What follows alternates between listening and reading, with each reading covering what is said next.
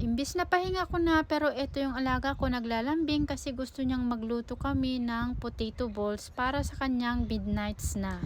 Ayaw ko sana kasi nga oras na lang pahinga, kaso nga lang hindi ko naman mahindian itong alaga ko. Kaya eto, bali pinakuluan muna namin itong patatas. Pagkatapos niyan, bali i-mash lang natin ito.